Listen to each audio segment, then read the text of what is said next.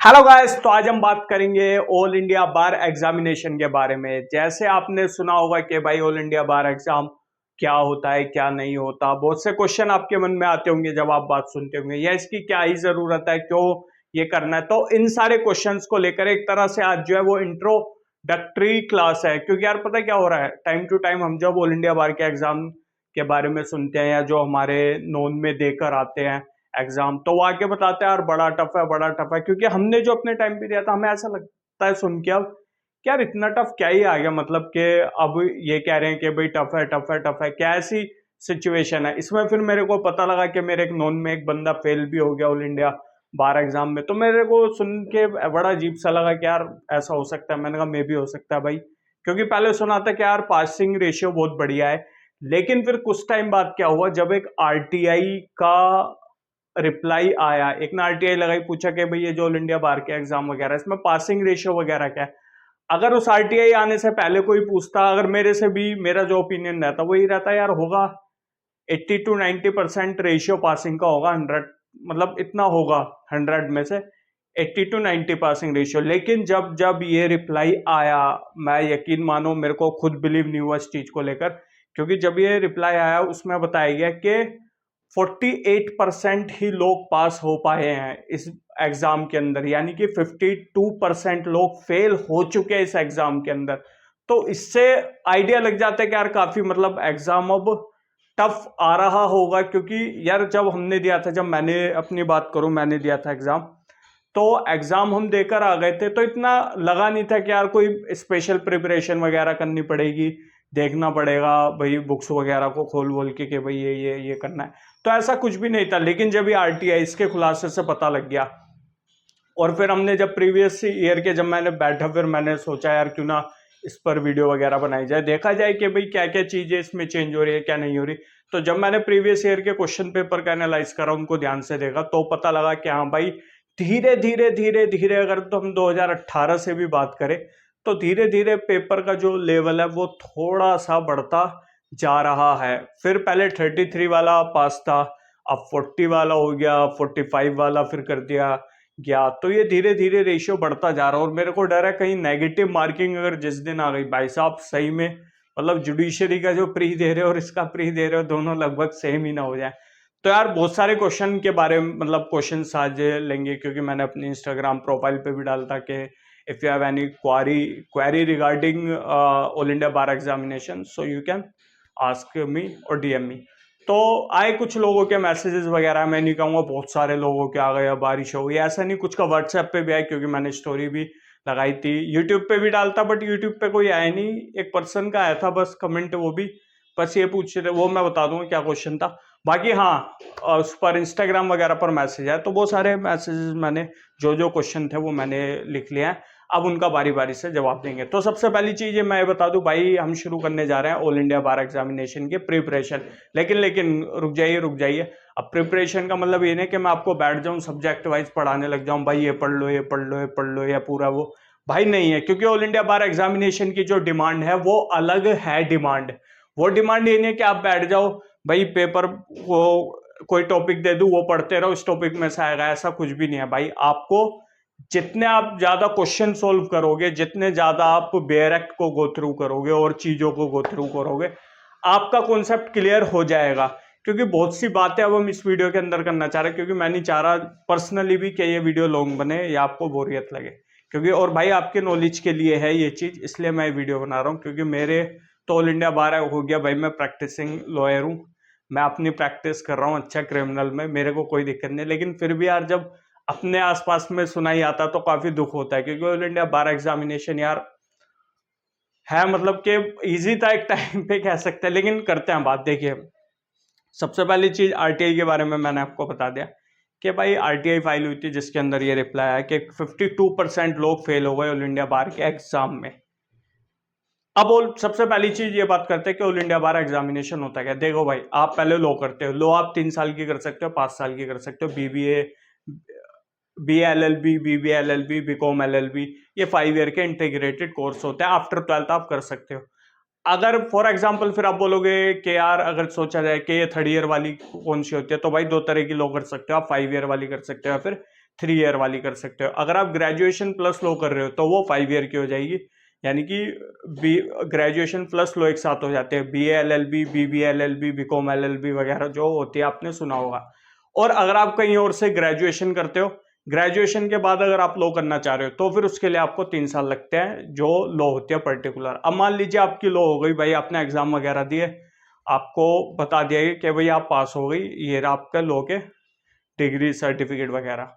अब इसके बाद क्या, अब इसके बाद आपको भाई आप लॉयर तो हो, लेकिन अभी आपको प्रैक्टिस करने का राइट नहीं है, आप कोर्ट में जाके आर्ग्यूमेंट वगैरह केस रिप्रेजेंट नहीं कर सकते पूरे इंडिया में, क्या एक स्टेट में भी। तो सबसे पहले आप क्या करोगे, आप स्टेट जो आपकी बार होगी जो भी होगी, वो दिल्ली हो, उत्तर प्रदेश हो, हरियाणा हो या कोई और राजस्थान वगैरह हो, तो वहां से जाके आप इनरोलमेंट करा लेंगे। तो वहां से आप जब इनरोलमेंट कराएंगे तो उसके बाद क्या होगा, फिर आपको टेम्परेरी इनरोलमेंट नंबर इश्यू हो जाता है, प्रोविजनल आपको सर्टिफिकेट मिल जाएगा, ठीक है, जिसमें आप अपने स्टेट के अंदर प्रैक्टिस वगैरह कर सकते हो। लेकिन उसी के साथ उसका कुछ टाइम पीरियड होता है, ये नहीं कि आपने लिया और मजे ले रहे हो, ऐसा बिल्कुल भी नहीं है। उसके अंदर मेंशन होता है कि इतने से इतने तक आपको प्रोविजनल सर्टिफिकेट इश्यू कर रहे हैं। अगर वो 1% मान लीजिए जो सर्टिफिकेट है उसकी डेट जो मेंशन है वो निकल जाती है, तो आपको फिर री इश्यू जाके सर्टिफिकेट कराना पड़ता है। पहली चीज है। दूसरी चीज है, अब आपको क्या कराना भाई, आपको तो परमानेंट चाहिए, तो भाई परमानेंट के लिए आपको फिर अगर प्रैक्टिस करनी है यानी, तो आपको प्रैक्टिस सर्टिफिकेट चाहिए। और वो प्रैक्टिस सर्टिफिकेट कैसा आएगा, जब आपको वो लाइसेंस आपको तभी मिलेगा, यानी कि प्रैक्टिस का लाइसेंस जब आप ऑल इंडिया बार एग्जामिनेशन पास कर लोगे। एक एग्जाम होता है 100 मार्क्स का एग्जाम होता है, ओपन बुक पेपर होता है, लेकिन ओपन बुक पेपर से ये बिल्कुल भी ना समझेगा अरे फिर तो आसान होगा। भाई साहब पूरा बेरक्ट आपके हाथ में होगा, ठीक है। अगर आपको नॉलेज नहीं होगी ना कौन सी चीज का है, वो मैं बताऊंगा क्या है क्या नहीं है, वो हम एनालाइज जब करेंगे प्रीवियस ईयर क्वेश्चन पेपर, उसमें भी देखेंगे अगली वीडियोस वगैरह में। तो भाई साहब जब आपको नॉलेज नहीं होगी ना कौन सी चीज का है, पूरा एग्जाम में पेरक पलटते रह जाना, कुछ भी नहीं मिलेगा, ये मैं हकीकत बता रहा हूँ। तो भाई क्या है, अब देखो फिर आपको प्रैक्टिस सर्टिफिकेट लेने के लिए आपको ऑल इंडिया बार का एग्जाम पास करना पड़ेगा हर हाल में, ये मैंडेटरी है, आपको देना ही पड़ेगा, कोई भी ऑप्शनल नहीं है कि आप सोचो बिना दिए चल जाए, भाई नहीं चलेगी, आपको देना पड़ेगा, क्योंकि आपको प्रैक्टिस अगर करनी है तो प्रैक्टिस सर्टिफिकेट आपको लेना पड़ेगा। अब ऑल इंडिया बार एग्जाम का बता दिया, साल में 2 बार होता है, हार्डली अगस्त सितंबर में हो जाता है और एक दिसंबर में होता है। उसका रिजल्ट भी फिर 2-3 महीने में आ जाता है, और रिजल्ट के कोई मार्क्स वगैरह नहीं आते, पहली एक चीज बता रहा हूँ, कोई मार्क्स वगैरह नहीं आते। 45% और 45 जिसके मार्क्स आ गए आउट ऑफ 100 वो बंदा पास होता है, नेगेटिव मार्किंग नहीं होती। और अगर SC ST वगैरह जो वो हैं जिनके कोटे होते हैं SC ST वगैरह के, वो 40 वाला बंदा पास माना जाता है, और जनरल के लिए जो जनरल कैटेगरी का बंदा है वो 45 उसके मार्क्स है, तो वो पासिंग माना जाएगा। ये मैं जो हमारा 2024 का जो नोटिफिकेशन आना है ना 2000, उससे पहले बात कर रहा हूँ, ठीक है, क्योंकि अभी नोटिफिकेशन आया नहीं, वो हम आगे बताएंगे कब आ सकता है कब नहीं आ सकता। आज है डेट भी मैं एक बार बता दूं, आज है 20 जून, तो भाई 20 जून को मैं वीडियो बना रहा हूँ, तो और 2024 में, तो ऐसा ना हो कि कल आप कह दो यार आप तो ऐसे कह रहे थे, ये तो 50 पर मार्क्स कर दिए जनरल वालों के लिए। तो भाई नोटिफिकेशन आएगा उसमें देखा जाएगा, लेकिन अभी जो लास्ट जो एग्जाम हुआ था दिसंबर में, उसके अकॉर्डिंग अगर हम बात करें तो अब भाई ये चीज हो गई, मैंने आपको बता दिया। अब आ जाते हैं एग्जाम के ऊपर कि किस तरह का स्ट्रक्चर, मैंने बता दिया आपको। सिलेबस क्या है भाई, सिलेबस देखो जो लास्ट ईयर का उसी की बात करेंगे सिलेबस की, क्योंकि और हाँ एक चीज ध्यान रखना भाई, नोटिफिकेशन का वेट मत करो कब आएगा नोटिफिकेशन तभी हम प्रिपरेशन करेंगे, ये बेवकूफ़ी मत करना भाई, सीरियस हो जाओ। जिन्होंने भी लो कर लिया, जिनको भी ऑल इंडिया बार एग्जामिनेशन देना है, मजे में बिल्कुल भी मत लेना, खुद को बेवकूफ बना रहे हो भाई, बुरा लगे लगा लेना, बढ़िया है बुरा लगा लो, कम से कम इस बहाने पढ़ तो लोगे भाई। अगर आप सोच रहे हो कि पास हो जाएगा कोई टेंशन नहीं, तो भाई आप खुद को बेवकूफ बना रहे हो, क्योंकि बहुत से मैं चीजें बता दूं, बहुत से लॉयर मतलब जो LLB कर लेते हैं ऐसे कि उनको अच्छी खासा नॉलेज नहीं होती, सिर्फ ये होता है एग्जाम आता है, एग्जाम से एक दिन पहले यूट्यूब वगैरह से इधर उधर से पढ़ पढ़ा के चले जाते हैं, लो कर लेते हैं, लेकिन जब वहाँ एग्जाम में बैठते हैं, जब चीजें देखते हैं, जब पता होता है कि भाई ये किस सेक्शन में है, ये किस सेक्शन में, जब पता ही नहीं होगा ये किस, इवन इतना भी नहीं पता होगा कि भाई ये टॉपिक जो है, ये वर्ड जो है, ये किस उसमें होगा एक्ट के अंदर, तो भाई साहब फंस जाओगे। तरह तरह के एक्ट खोल के बैठे रहना पूरा टाइम में, बड़े आराम से टाइम निकल जाएगा और कुछ नहीं हो पाएगा। इसलिए भाई ध्यान रखना, पहली चीज है। दूसरी चीज है, अब सबसे पहले मैं बता दूं भाई सिलेबस क्या है। देखो जनरली तौर पे आपके लो सब्जेक्ट ही आएंगे, ठीक है। अब हर लो सब्जेक्ट के अलग अलग मार्क्स होते हैं, तो कोशिश यही करना जिसमें ज्यादा मार्क्स है उसको करने की कोशिश करना। एक मैं चीज बता दूं भाई, पूरे लॉ वगैरह पढ़ने की कोई भी जरूरत आपको अभी तो बिल्कुल भी नहीं है। रीजन इसके पीछे क्या है? रीजन मेरे भाई इसके पीछे ही है क्यों आपको जरूरत नहीं है, क्योंकि भाई ओपन बुक पेपर होता है, ऑब्जेक्टिव टाइप क्वेश्चंस आते हैं। ऑब्जेक्टिव टाइप मतलब वही कौन बनेगा करोड़पति, 4 ऑप्शन देंगे, एक क्वेश्चन होगा, 4 ऑप्शन, चारों में से एक सही होगा, तो एक टिक मार्क वाला। नेगेटिव मार्किंग नहीं है, ये नहीं है कि भाई 0.25 वाला वो क्राइटेरिया नहीं है बिल्कुल भी नेगेटिव मार्किंग के 4 गलत कर दोगे तो 1 नंबर कट जाएगा, ऐसा बिल्कुल भी नहीं है भाई, ठीक है। सिलेबस की अगर हम बात करें तो भाई देखो सिलेबस में कॉन्स्टिट्यूशनल लॉ आता है 10 नंबर का, 10 क्वेश्चन पूछे जाएंगे। आईपीसी आता है 8 नंबर का, सीआरपीसी आपका आ रहा है 10 नंबर का, सीपीसी आपका 10 नंबर का, एविडेंस एक्ट आपका 8 नंबर का आ रहा है, एडीआर यानी कि अल्टरनेटिव डिस्प्यूट रिड्रेसल वगैरह जो है इंक्लूडिंग आर्बिट्रेशन एक्ट वो 4 नंबर का आ रहा है, फैमिली लॉ आपका 8 नंबर का आ रहा है, ये भाई पीआईएल पब्लिक इंटरेस्ट लिटिगेशन आपकी 4 नंबर की आ रही है, एडमिनिस्ट्रेटिव लॉ आपका 3 नंबर का, professional ethics cases, professional misconduct under BCI rule आपका आ रहा है 4 नंबर का, कंपनी लॉ आपका आ रहा है 2 नंबर का, एनवायरमेंटल लॉ आपका 2 नंबर का, साइबर लॉ 2 नंबर का, labour law and industrial law 4 number का, law of tort include MA city यानी कि motor vehicle act and consumer protection act जो है वो 5 नंबर का, law related to taxation 4 number का, law of contract specific relief property law negotiable instrument act वो सब आपके 8 नंबर के, लैंड एक्विजिशन एक्ट 2 नंबर का, आईपीआर यानी कि इंटेलेक्चुअल प्रॉपर्टी जो एक्ट है, जो भी इसके अंदर आपका डिजाइन आ गया, ट्रेडमार्क वगैरह आ गया, ये कॉपीराइट आ गया, वो आपका 2 नंबर का आएगा। तो टोटल भाई ये 19 सब्जेक्ट आपके आएंगे और टोटल ये 100 नंबर के होंगे। लेकिन भाई हर एक को पढ़ना जरूरी नहीं है, किसी को भी मत पढ़ो। लेकिन देखो कोई भी क्वेश्चन आएगा ना भाई, आपके पास आपका बेयर एक्ट होगा। फॉर एग्जाम्पल कोई भी आप बेयर एक्ट ले लीजिए, कोई भी जैसे मैंने क्रिमिनल मैनुअल मैं पढ़ रहा हूँ क्योंकि नए वाला आ गया भाई। और हाँ ये भी क्वेश्चन है कि भाई जो अब जो आएगा वो नए वाले में से पूछा जाएगा या पुराने वाले में से। देखो भाई इस क्वेश्चन को अभी लूंगा, पहले इस क्वेश्चन को ले लेते हैं। भाई देखो अभी आपका एक्ट है, बेयर एक्ट आप ले जा सकते हो, ठीक है। पहले क्या था, बुक कोई भी ले जाओ सब अलाउ था, लेकिन अब बंद कर दिया गया, बुक वगैरह नहीं है, आपको बेयर एक्ट ले जा सकते हो। शॉर्ट नोट के साथ तो कोई कहता ले जा सकते हो, कोई कहता नहीं ले जा सकते हो, वो बात में बात करेंगे, अभी उस बारे में बात नहीं करेंगे। अभी सिर्फ आपका फोकस आपको पढ़ाई पे होना चाहिए। भाई देखो सबसे पहली चीज, आप जब एग्जाम में बैठोगे, मैं पर्सनल आपको बता रहा हूँ, देखो कैसा फील होता है। आप एग्जाम में बैठोगे, बेयर एक्ट वगैरह आप पे होंगे, यहाँ तक कि भाई मैं अपना फर्स्ट एक्सपीरियंस बताऊं, जब मैं लो अपना देने गया था तो मेरे को ना बड़ी झिझक थी किस चीज़ की, कि भाई जब मैं एग्ज़ाम देने जाऊंगा तो यार एक पेपर है 100 नंबर का, क्या उसमें से मैं 33 भी नहीं ला सकता? लो नंबर, लो मतलब लो के अंदर मैंने लो कर रखी है, तो मैं 33 मार्क्स भी नहीं ला सकता क्या 100 में से? एमसीक्यू अगर मैं दूं तो मुझे खुद को बड़ा फील होता है। भाई अपना अपना हिसाब होता है, जो मेरे को पर्सनल फील होता था, बड़ा मेरे को शर्म अपने लिए फील हुई कि यार मैं बुक्स ले लेके मतलब बेयर एक्ट वगैरह लेके जाऊंगा, ये हो जाएगा वो हो जाएगा, यार शर्म आएगी, यार सब लोग देखेंगे क्या। तो ये सारी चीजें मेरे दिमाग में थी। इस बेवकूफ़ी में मैं भाई बेयर एक्ट ले गया हूँगा तो एक लेबर लो का अगर ले गया हूँगा, मैं लेके ही नहीं गया। पर जब वहाँ गया, वहाँ सेंटर पे मैंने देखा, द्वारका साइड मेरा सेंटर पड़ा था, तो जब मैं वहाँ गया मैंने देखा लोगों को, यार लोग ब्रीफ केस ले लेके आ रखे थे।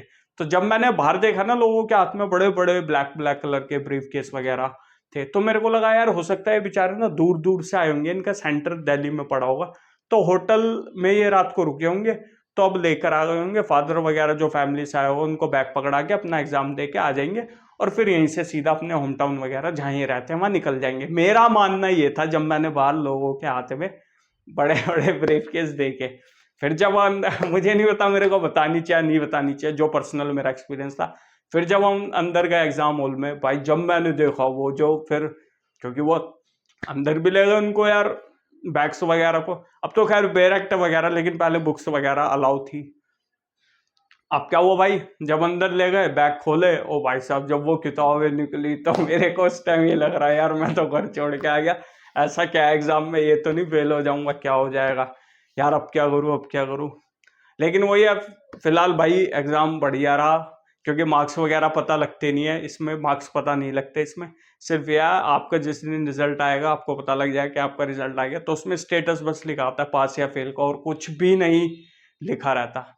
तो भाई पास का आ गया था तो चलो बढ़िया है। जो मेरा फर्स्ट एक्सपीरियंस था भाई ये मैंने फील करा था। अब देखो क्या होता है, अब मैं एग्जाम की बात करूं, अब हम बैठे, जैसे मान लीजिए आपको सीआरपीसी आईपीसी का कोई भी एविडेंस एक्ट का कोई भी क्वेश्चन आ गया, अब आप बैठे हो एग्जाम में, अब वो जो क्वेश्चन आया ना, उस क्वेश्चन को का आंसर कहाँ पे दिया गया है, अगर आपको इस चीज की नॉलेज नहीं है, मेरे भाई ध्यान रखना, किसी क्वेश्चन का आंसर किधर दिया गया है एक्ट के अंदर, कौन से एक्ट के अंदर दिया गया है, अगर मेरे भाई इस चीज की नॉलेज नहीं है, भाई साहब आप पास ही नहीं हो सकते बिल्कुल भी। मैं आपको लिख के दे रहा हूं, गारंटेड दे रहा हूं, चाहे किसी से भी पूछ लो, कहीं भी चले जाओ, भाई साहब आपको अगर नॉलेज ही नहीं होगी ना कि ये वाली चीज कौन से एक्ट के अंदर कहाँ है, आप कुछ भी। अब मैं एक जनरल बोल देता हूं, अभी मैं टॉपिक वो नहीं बोलूंगा, रेस जुडिकाटा पूछ लिया, रेस जुडिकाटा क्या है, सब छोड़ दो, बताओ रेस जुडिकाटा आ गया, ये आ गया कि भैया रेस जुडिकाटा किसके अंदर दे रखा है। हालांकि क्वेश्चन में एक्ट लिख देते हैं, लेकिन 1% मान लो रेस जुडिकाटा से ही कोई कुछ क्वेश्चन पूछ लिया, कैसे उसे करोगे। तो मेरे भाई जब तक आपको सेक्शन के बारे में या ये नहीं पता होगा ना कौन से एक्ट में, चलो एक्ट तो क्वेश्चन में मेंशन कर देते हैं तो वहां से आपको हेल्प मिल जाएगी, लेकिन हर बार ऐसा नहीं होगा।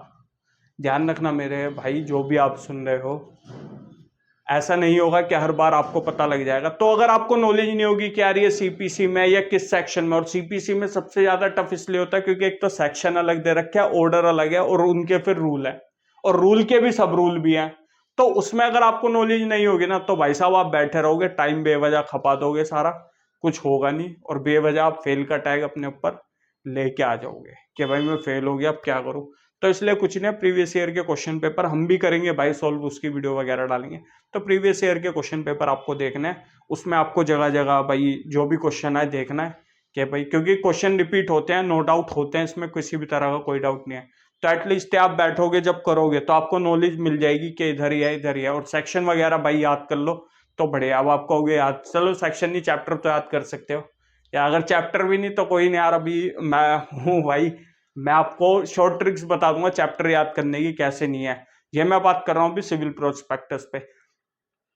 क्रिमिनल मेरे भाई मैं इसलिए नहीं छेड़ रहा, अभी इसके पीछे रीजन ये है, अभी न्यू एक्ट आएगा या पुराना ही एक्ट चलेगा ऑल इंडिया बार एग्जामिनेशन में, वो देखना जाएगा। हालांकि बातें अभी चांसेस यही है, प्रोबेबिलिटी जो आ रही है कि भाई ऑल इंडिया बार में जो है वो न्यू लॉ ही आएगा। देखो अगर न्यू लॉ भी आएगा ना भाई, डरने की कोई जरूरत नहीं, कुछ नहीं, सेक्शंस है, सेक्शंस नहीं तो चैप्टर वगैरह भी है, मैं याद करा दूंगा, टेंशन मत लो, उसकी वीडियो बनाऊंगा, बस तुम वीडियो देख लो ना, कुछ मत करना, मुझे कोई लेना देना नहीं, आप बस वीडियो देख लो ना, समझ आ जाएगा। बात रही न्यू एक्ट जो आ रहा है उसके चैप्टर्स वगैरह की, क्योंकि मेरे को खुद भी पर्सनली भाई अभी लर्न वो करने पड़ेंगे, हालांकि मैंने शुरू कर दिया है। पहली चीज ये, दूसरी चीज ये, अब क्या है, मान लो कोई क्वेश्चन आ रहा है, अब क्वेश्चन वो सेक्शन वगैरह को लेकर नहीं है, जो सेक्शन के अंदर बात लिखी गई है उसको लेके है। तो ऐसा नहीं है कि पूरा सीआरपीसी चेंज हो गया, पूरा आईपीसी चेंज हो गया, पूरा एविडेंस एक्ट हो गया, काफी हद तक हुआ है, लेकिन पूरा हुआ है ऐसा भी नहीं। जो भाई जनरल स्ट्रक्चर है ना, जो बॉडी है वो तो वही फॉलो करी जाएगी। जो कहते हैं ना सोल है, आत्मा थोड़ी शरीर बदल सकते हो भाई साहब, आप आत्मा नहीं बदल सकते, ठीक है, समझ रहे हो मेरी चीज। तो आईपीसी कह लो, सीआरपीसी कह लो, उनकी जगह जो बीएनएसएस आया, बीएनएस आया है, ठीक है, उनके अंदर भाई जो नॉर्मल चीज है, जो कोग्निजेबल ऑफेंस की जो पनिशमेंट, मतलब कोग्निजेबल ऑफेंस कब लगेगा कब नहीं लगेगा, उसमें किसी भी तरह का चेंज नहीं है। बेलेबल ऑफेंस में किसी भी तरह का चेंज नहीं है। एविडेंस कब होंगे, चार्जशीट के बाद एविडेंस होंगे, या चार्जशीट से पहले होंगे, या कब चार्जशीट फाइल करी जाएगी कब नहीं, ये भाई चीजें बिल्कुल भी चेंज नहीं होती, ये सारी की सारी चीजें वैसी ही रहेंगी। नई नई चीजें क्या ऐड हुई हैं, क्या क्या नहीं हुई है, तो भाई ऊपर देख लो, आई बटन में मैं मेंशन कर दूंगा कि जो नई चीज आई है, क्या क्या चेंजेस, उसकी मैंने वीडियो बना रखी है। अभी हम सीआरपीसी की जगह जो बीएनएसएस है, नई नई चीजें क्या आई हैं उसके बारे में हमने वीडियो वगैरह डाल रखी है, आप वहां से पढ़ लेना, एक तरह का ओवरव्यू मिल जाएगा आपको, आराम से समझ आ जाएगा, ठीक है। अब इसके बाद बात करते हैं भाई, तो क्रिमिनल लॉ को लेकर वो हो गया। बाकी भाई हाँ, अब मेन क्वेश्चन लेते हैं, नोटिफिकेशन कब आएगा। देखो भाई, जब नोटिफिकेशन आएगा तभी ये क्लियरिफाई हो पाएगा कि सीआरपीसी या पुराने लॉज वगैरह जो हैं वो है, या फिर जो नए जो 1 जुलाई से अभी लागू हो जाएंगे वो सारे एप्लीकेबल, मतलब वो सारे से क्वेश्चन आएंगे या कैसे आएंगे। अगर उन सारे से आएंगे तो भी भाई टेंशन नहीं, तब भी हम प्रीवियस ईयर से करेंगे, बस चेंज हम इतना कर देंगे, जो सेक्शन हम पुराने वाले के बताएंगे उसकी जगह हम नए वाले सेक्शन बता देंगे। स्ट्रक्चर भाई चेंज नहीं हुआ है, मैं फिर कह रहा हूँ, जो लोग इस चीज को सोच रहे हैं कि पूरी सीआरपीसी खत्म हो गई है, भाई स्ट्रक्चर चेंज नहीं हुआ है, वो नहीं होगा, क्योंकि वो एक कोर है, एक तरह से सोल है, सोल कभी भी चेंज नहीं होती। ठीक है, अब यार ऐसा थोड़ी करेंगे, करना पुलिस को अरेस्ट है, ठीक है, अब करना पुलिस को अरेस्ट है, अब ये थोड़ी बोल देंगे कि भाई नेवी अरेस्ट करेगी जाके, अब पुलिस से वो घर बैठ जाएगी, नहीं करेगी, ये थोड़ी होगा यार, सोचो ना। हाँ, एक चीज है कि भाई प्राइवेट पर्सन को अरेस्ट करने के लिए कहा गया, उसमें बोला था कि भाई आपको जितनी जल्दी हो सके एज सुन एज पॉसिबल उस पर्सन को अरेस्ट करके थाने में देना है, प्राइवेट पर्सन अरेस्ट कर सकता है, इसकी भी हम बाद में बात करेंगे। लेकिन लेकिन लेकिन अब इसमें इधर ही क्या कर दिया, पहले तो कहा भाई प्राइवेट पर्सन एकदम से, मतलब जितनी जल्दी हो सके उसको, उस बंदे को हैंड ओवर करना पड़ेगा जिसको प्राइवेट पर्सन ने अरेस्ट करा। प्राइवेट पर्सन मतलब मैं या आप हो गए, ठीक है। अब जो नया एक्ट आया है बीएनएसएस यानी कि भारतीय नागरिक सुरक्षा संहिता, उसके अंदर ही एक आ गया कि जो अरेस्ट है वो अगर प्राइवेट पर्सन ने उस पर्सन को अरेस्ट कर लिया, एक्यूज को अरेस्ट कर लिया, तो उसको विद इन 6 आवर उसको हैंड ओवर करना पड़ेगा हर हाल में। विद इन, पहले था कि एज सुन एज पॉसिबल, जितनी जल्दी हो सके, अब हो गया 6 आवर्स। तो इस तरह के चेंजेस है भाई, जनरल प्रोसीजर में चेंज नहीं है, मैं फिर कह रहा हूं, ठीक है भाई। एक क्वेश्चन आपका क्लियर हो गया, क्योंकि क्वेश्चन आया था कि भाई ये पुराने लॉस से हम पढ़े या फिर नए लॉस पढ़े, क्या करें क्या ना करें। तो इस क्वेश्चन का आंसर यही है भाई, वेट करो नोटिफिकेशन आने का। अब क्या होता है क्या नहीं होता, लेकिन मोस्ट प्रोबेबली यही है कि भाई जो नोटिफिकेशन आएगा उसमें नए लॉ के बारे में ही बोलेगा। अगर 1% नए लॉ के बारे में नहीं बोलता तो हम प्रीवियस ईयर तो करेंगे, फिर तो कोई दिक्कत ही नहीं। अगर नए लॉ के बारे में बोलता है तो हम कोर जो है, जो स्ट्रक्चर है अंदर की सेक्शंस की बातें, उनकी तो करेंगे। लेकिन अगर उनकी जगह कोई चीज नहीं है या कुछ है तो मैं भाई हाथों हाथ बता दूंगा, वो उसकी टेंशन तो आप कतई मत लो। पहला क्वेश्चन ये, दूसरा क्वेश्चन ये, नोटिफिकेशन कब आएगा। इशिका चौहान मैडम, शिवम गौतम भाई, करण शर्मा, ठीक है, इनके ये क्वेश्चन थे कि भाई नोटिफिकेशन कब आएगा। नोटिफिकेशन मैं कई जगह देख रहा हूँ, गूगल सर्च पे भी मैंने देखा तो ये है ट्रेंडिंग में कि भाई नोटिफिकेशन कब आएगा ऑल इंडिया बार का। देखो भाई, नोटिफिकेशन जहाँ तक चांसेस हैं, जुलाई फर्स्ट वीक तक आ जाएगा नोटिफिकेशन, और जैसे नोटिफिकेशन आएगा उसमें बहुत सी चीज़ें क्लियर आपको हो जाएंगी कि भाई कितने मार्क्स का पासिंग वाला, अभी तो 45 है, 40 मैंने आपको बता दिया। अब इसमें ये आ जाएगा कि भाई पुराना लो आएगा, नया लो आएगा, क्या आएगा, उसके बारे में भी बात हो जाएगी, तो वहां से सारी चीज़ें क्लियर हो जाएगी। लेकिन इसका मतलब ये नहीं आप पढ़ने नहीं बैठोगे, पढ़ो भाई, देखो कॉन्स्टिट्यूशन ऑफ इंडिया है, सीपीसी वगैरह है, कैसे पढ़ना है वो मैंने आपको बता दिया। बाकी हम जब प्रीवियस ईयर क्वेश्चन पेपर करेंगे तो उसमें आपको सारी चीज़ें बता देंगे, ठीक है भाई। प्रिपेयर किस तरीके से करना है, प्रिपरेशन का मैंने आपको क्लियरली मेंशन कर दिया है कि भाई प्रीवियस ईयर क्वेश्चन पेपर उठाओ, कहीं नहीं लिखा हुआ या कहीं गलती मत कर देना, बैठ के पूरी पूरी सीआरपीसी रट रहे हो, पूरा कॉन्स्टिट्यूशन ऑफ इंडिया रट रहे हो, नहीं, इतनी नॉलेज हो जाए कि भाई किधर से क्या है। For example constitution of India में अगर ये आ जाए कि भैया रिट्स, शायद ये क्वेश्चन भी है कि रिट्स जो होती है हमारी, जो रिट हम लगाते हैं सुप्रीम कोर्ट ऑफ इंडिया या फिर हाई कोर्ट में, हम जो रिट लगाते हैं वो कौन कौन से आर्टिकल्स में, अगर ये क्वेश्चन आ जाए तो अगर आपको यही नॉलेज नहीं होगी कि रिट कौन से में, और मैं बताऊं रिट वर्ड कहीं भी मेंशन नहीं है, और ये कोई भी एक रिट उठा के पूछ लेंगे कि भैया ये कौन से आर्टिकल में मेंशन है, जो अगर हमें हाई कोर्ट लगानी है। देखो भाई सिंपल सी बात है, अगर आपको नॉलेज होगी दे दोगे आंसर, नहीं नॉलेज होगी आप नहीं दोगे आंसर, यही चीज आपको सीखनी है। Article 32 supreme court of India, 32 article, 226 article जो है कॉन्स्टिट्यूशन ऑफ इंडिया का, उसमें आप हाई कोर्ट में रिट फाइल कर सकते हो, सिंपल। अब ये कैसे है, अगर आपको नॉलेज है तो आप दे दोगे, नहीं है तो नहीं दोगे। ये क्वेश्चन हो गया भाई आपका। अब भाई और क्वेश्चन हम ले लेते हैं फटाफट से। सिलेबस आपको भाई क्लियर हो गया होपफुली, मार्क्स वगैरह बता दिया, हालांकि जब सिलेबस आएगा तो इधर मैं मेंशन कर दूंगा पूरी जो, और ये जो है भाई जो लास्ट नोटिफिकेशन आया था ना उसका सिलेबस है, अभी न्यू का नोटिफिकेशन नहीं आया, वो जब आएगा तो उसके बारे में तब हम बैठ के आराम से बात करेंगे, टेंशन मत लो यार, बैठ के आराम से बात करेंगे। नेगेटिव मार्किंग कोई है नहीं। पहली चीज, कौन एलिजिबल है ऑल इंडिया बार एग्जाम देने के लिए। देखो भाई जनरल सी बात है, जिस बंदे ने लो कर रखी है वो ऑल इंडिया बार का एग्जाम देने के लिए एलिजिबल है, किसी का बाप भी उसको एग्जाम देने से नहीं रोक सकता, सिंपल सी बात। लेकिन भाई आपने एग्जाम मतलब आपने लो डिग्री ले लिया, लो आपकी पास हो गई है, ठीक है, लो आपने कर लिया। इस LLB करने के बाद इसका मतलब ये नहीं है कि आप सीधा AIB दोगे, पहले जाके आप स्टेट बार से इनरोलमेंट कराओ। उसके बाद आप जब इनरोलमेंट करा दोगे फिर आप नोटिफिकेशन का वेट मत करना, सीधा जाओ इनरोल करा लो। अगर आपकी लो हो गई है, फॉर्म मिलता है, ले लो अपनी जो भी स्टेट बार है वहां से जाके, पहली चीज। दूसरी, थोड़ा भाई बाहर की आवाज आ रही है, कंस्ट्रक्शन वर्क चल रहा है, कोई जाता वगैरह तो उसकी आवाज आती है, भाई माइंड मत करना, ठीक है।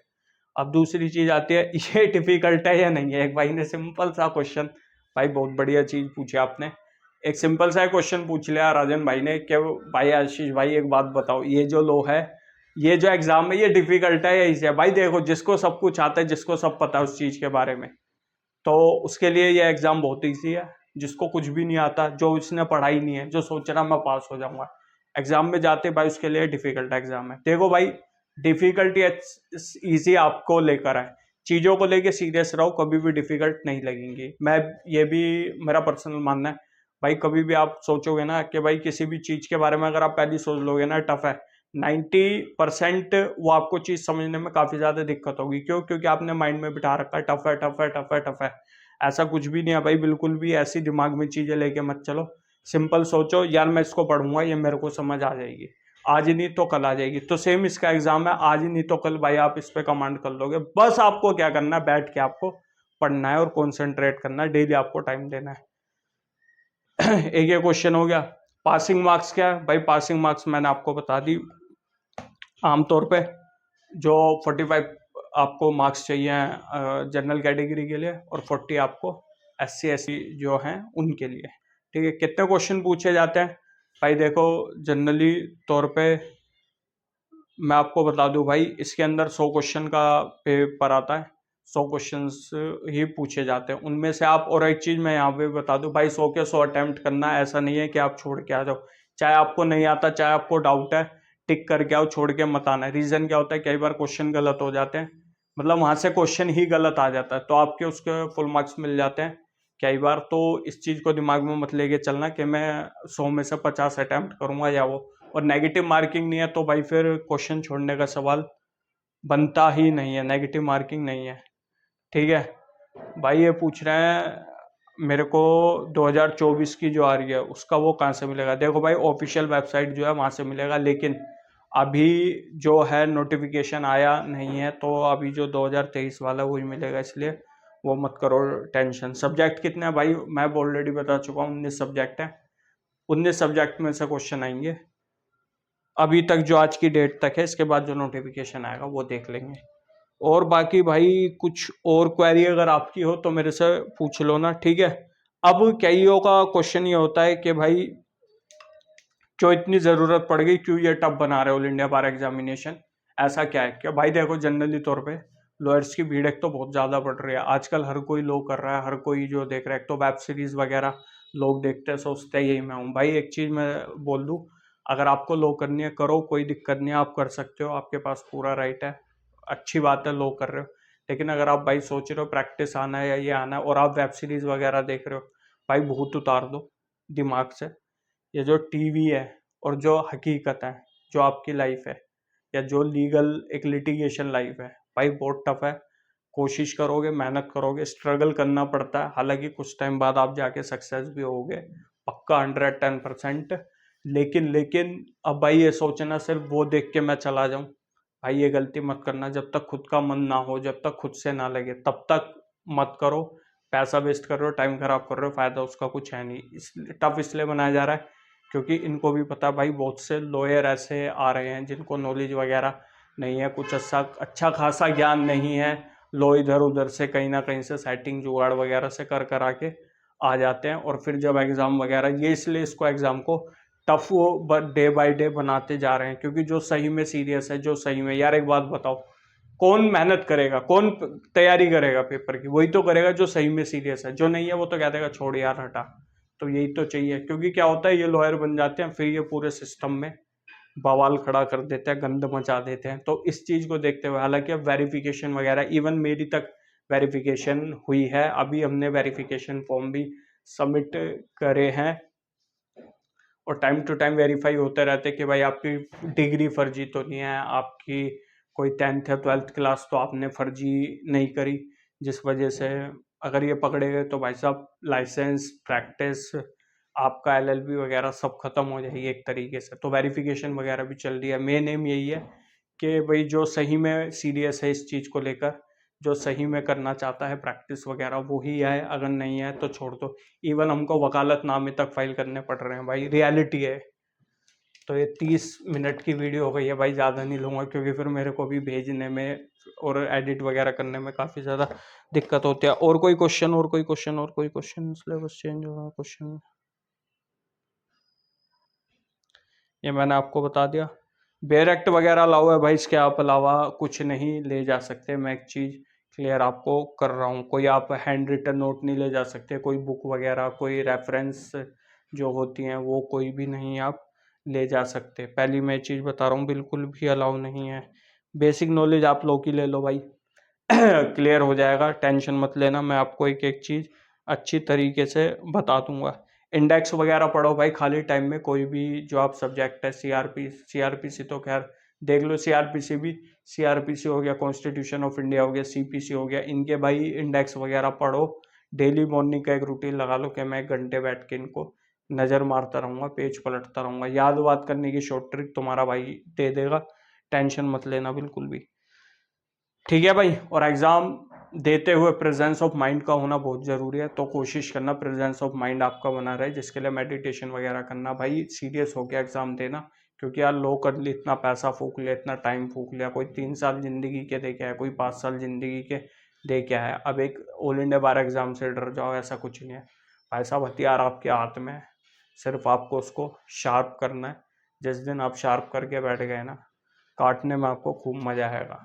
समझ रहे हो ना मैं किस तरीके से बात बता रहा हूँ, कि अगर आपको, आपके पास नॉलेज है अच्छी है, लेकिन आपको टेक्निक के द्वारा अगर आप चलोगे, फिर आप जब लड़ोगे तो आपको खुद ही एग्ज़ाम देने में मज़ा आएगा। तो होपफुली भाई यही सारी चीज़ें थी, और तो कुछ है नहीं। अगर आपको फिर भी कुछ लगे कि भाई क्या पढ़ना है, क्या नहीं पढ़ना है, या कोई भी आपको क्वेश्चन हो, तो उस रिगार्ड में आप भाई पूछ लो ना, मैं आपको टाइमली रिप्लाई कमेंट सेक्शन में कर दूंगा। रिक्वायरमेंट लगी तो मैं वीडियो फिर उसके ऊपर बना दूंगा। होपफुली भाई आपको बढ़िया लगा होगा, सब कुछ चीज़ें समझ आई होंगी।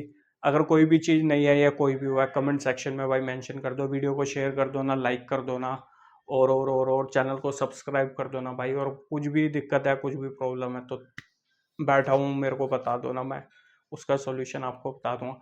तो मिलते हैं हमारी नेक्स्ट वीडियो में, तब तक के लिए मजे में रहिए, खुश रहिए भाई। गर्मी बहुत है, खाइए पिए बढ़िया, जूस वगैरह लेते रहिए टाइम टू टाइम, और टेंशन फ्री रहिए यार, निकाल देंगे एग्जाम को, कोई दिक्कत नहीं। ठीक है, तो मिलते हैं हमारी नेक्स्ट वीडियो में, तब तक के लिए नमस्कार।